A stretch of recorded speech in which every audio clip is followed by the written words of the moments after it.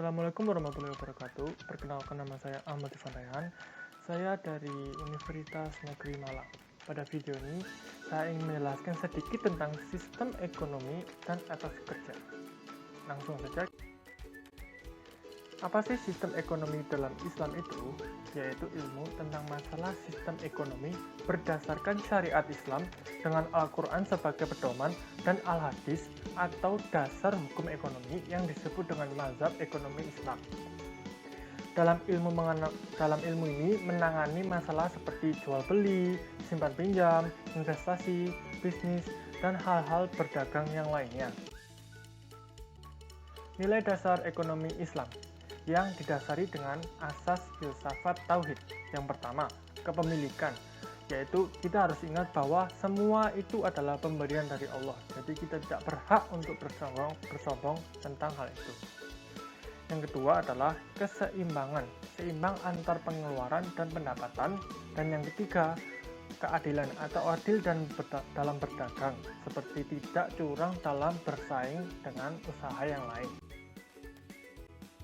Kepemilikan, definisinya yaitu kepemilikan oleh manusia bukanlah penguasaan mutlak terhadap sumber ekonomi, sebab sesuatu yang ada di dunia adalah milik Allah dan tidak boleh ada aspek yang menyangkut kepentingan orang lain, seperti aspek tanah, air, api, karena itu semua adalah kebutuhan yang pasti dibutuhkan oleh orang lain. Jadi kita tidak bisa menganggapnya semua itu adalah milik kita sendiri. Keseimbangan. Contoh dari asas keseimbangan seperti hemat, cerdas dalam mengatur keuangan, tidak boros, pengeluaran seimbang dengan pendapatan, serta seimbang dunia dan akhirat, kepentingan kelompok dan individu. Keadilan. Konsep keadilan dalam produksi dan bijaksana dalam membagi pendapatan bagi yang tidak mampu, entah itu melalui zakat, infak, sedekah, tanpa ada penentuan mutlak, yang artinya semua itu kita lakukan menurut kemampuan kita sendiri. Dan yang paling penting, tidak riba dalam berdagang dan hal-hal yang lainnya dalam bersaing dengan usaha atau ekonomi yang lain. Lalu, apa sih bedanya sistem ekonomi Islam dengan sistem-sistem yang lainnya? Pertama, asumsi dasar dan norma pokok didasarkan pada syariat Islam penuh dan berdasarkan ketuhanan secara menyeluruh. Yang kedua, prinsip ekonomi Islam, asas efisiensi dengan menjaga lingkungan dan kelestarian lingkungan itu sendiri. Yang ketiga adalah motif ekonomi Islam, keseimbangan dunia dan akhirat, serta beribadah dengan membantu memenuhi kebutuhan orang lain. Jadi selain kita melakukan ekonomi atau berbisnis, kita juga melakukan ibadah.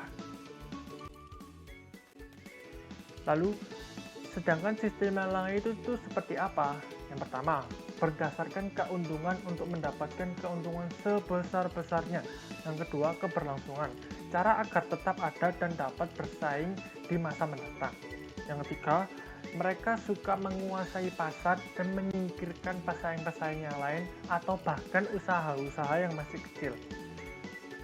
Selanjutnya, lingkungan, tidak peduli kepada dampak pada lingkungan dan tetap melakukan eksploitasi terhadap lingkungan tersebut untuk mendapatkan keuntungan yang besar dan menjadi nomor satu dalam berbisnis atau.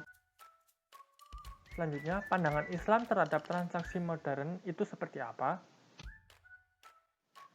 Contohnya adalah e-commerce, yaitu cara berbelanja atau berdagang secara online menggunakan internet, mengandung website dengan layanan get dan deliver, 100% menggunakan fasilitas internet meskipun dalam pemesanan, pemasaran, pengiriman, dan pembayaran.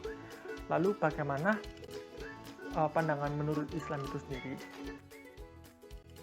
Dalam Islam ada rukun dan syarat agar proses jual beli itu dikatakan sah.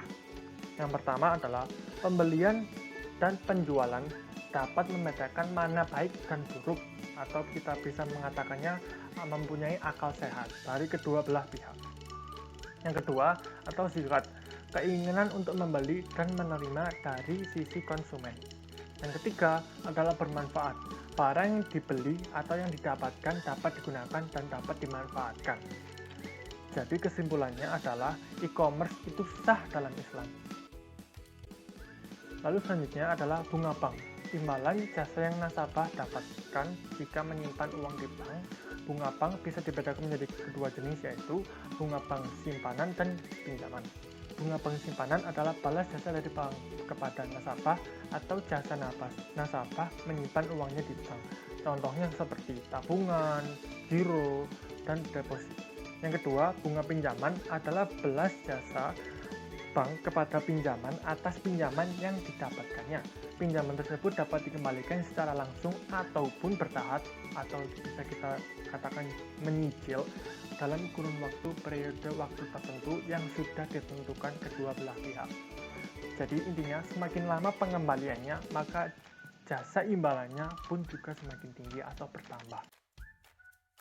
Lalu hal tersebut halalkah atau mungkin ribakah menurut pandangan Islam?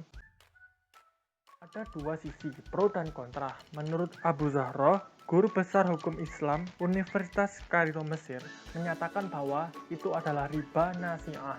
Riba yang terjadi karena adanya pembayaran yang tertunda pada akad tukar-menukar dua barang yang tergolong komoditi ribawi, seperti emas, uang, perak, dan lain-lain. Karena kita membayar lebih dari yang kita pinjam dan tidak membayar tepat waktu.